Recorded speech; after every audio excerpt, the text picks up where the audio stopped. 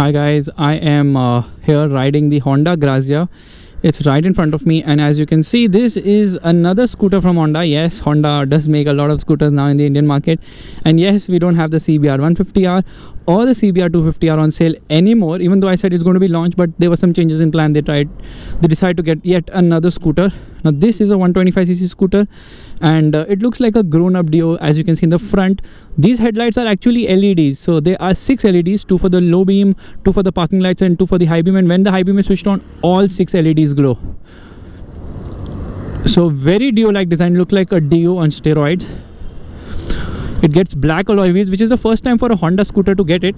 And also the Honda logo is placed here. Usually Honda doesn't write any of this sort on its scooters. Now this handbrake or parking brake, it's kind of flimsy and not easy to use, and the seat is very wide and comfortable. The side panels are very chunky. Grazia is written over here as well, and overall this is a very nice and well built scooter. The rear too, very much like a Dio. Nice chunky grab rails, very impressive. The design is quite impressive, very youthful, I would say. Now this has a very interesting thing of opening the seat. So you put the key here on seat and just click on this and bang, the seat is open. That's so convenient. And this 18-liter under seat storage will not put a full size helmet, but it's decently spacious. It doesn't get an external fuel filler lid, which is sad. And to close the seat, you have to actually press it from here. So now that's closed. It gets a full digital instrument cluster. So it's time to now ride the scooter. Let's turn it on. So it actually says, okay, I'll show you once again. And turn it on, it says 125cc, and it's turned on. Mirrors are decently good, I mean decently wide enough, giving a good view of what's behind, but if you wear a riding jacket you can't see much. So let's do one thing, let's go for the top speed run straight away.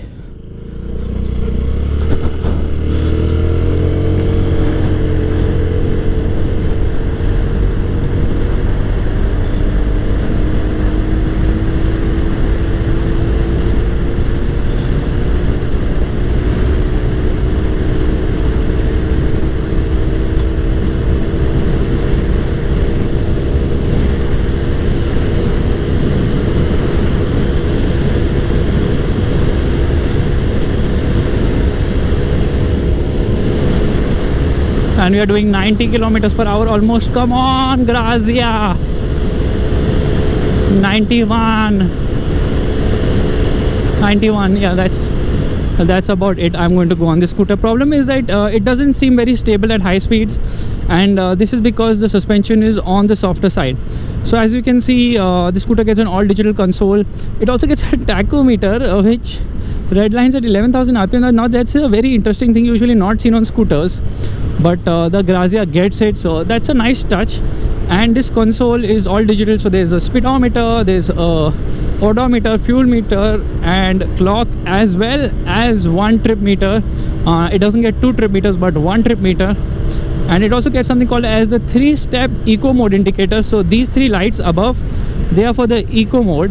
And the scooter is quite swift. It reaches 60 kilometers per hour quite quickly, but there's a low end where it's really very punchy, and the mid range is also quite nice, but top end is where it struggles. So 90 kilometers per hour is all that you're going to see. Maximum max to max you will see 93 kilometers per hour. Quite a lot of wind blast, I would say. Of course, on a scooter you are going to face a lot of wind blast because it's not meant for high speeds.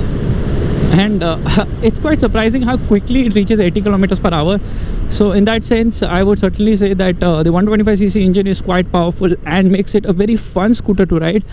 Now you can see this green light lit up here. So there are 3 lights. So if one green light lights up, it says you're riding, you know, sort of in economy. 2 means you're riding in a lot more economy, and 3 is the best for economy.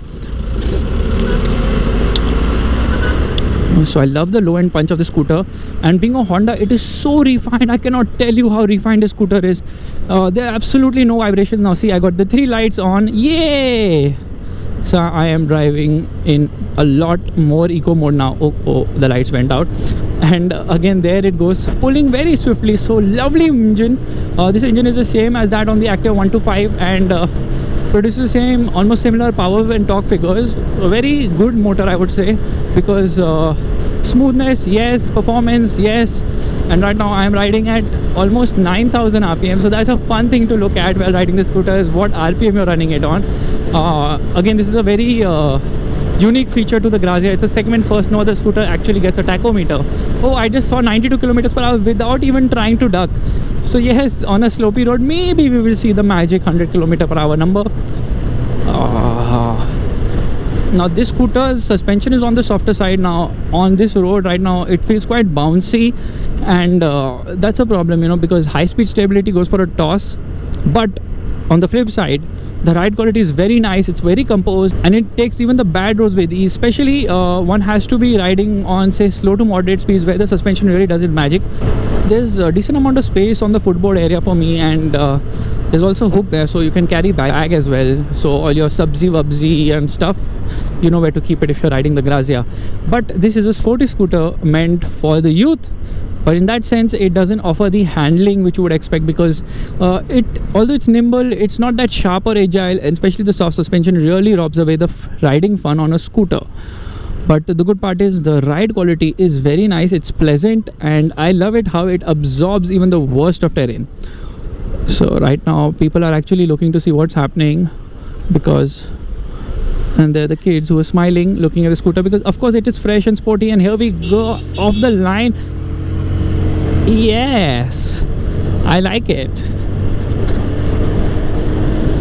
Already doing 70 kilometers per hour, and now 75. So Honda offers 3 variants of the Grazia. The base variant starts at 58,000 ex-showroom Delhi. It gets steel wheels, and it gets drum brakes on both sides.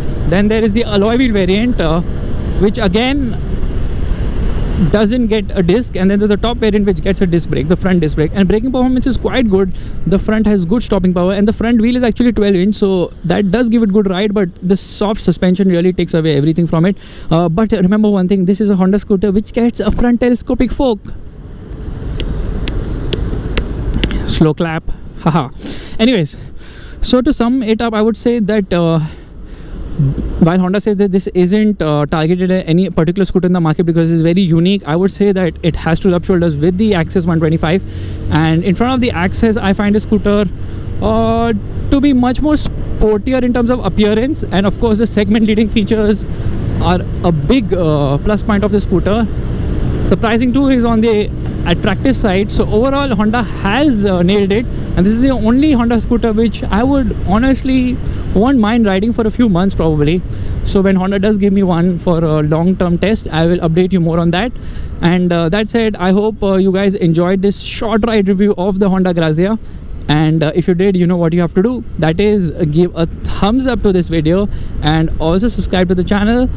I will see you guys in the next video. So we are coming down a slope, and let's see what speed we can do. Although on this road, because of the bounciness of the scooter, I am not very confident of going flat out. Whoopsie. Okay, here we go. Down slope. 82, 87, 88, 89, 90. Okay, time to brake. Brakes are lovely actually.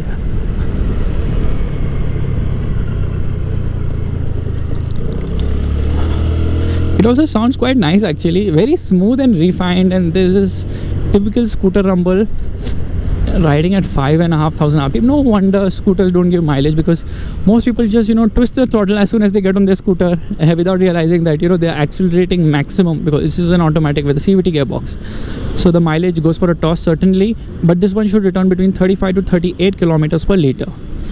Anyways guys, I had said bye once again.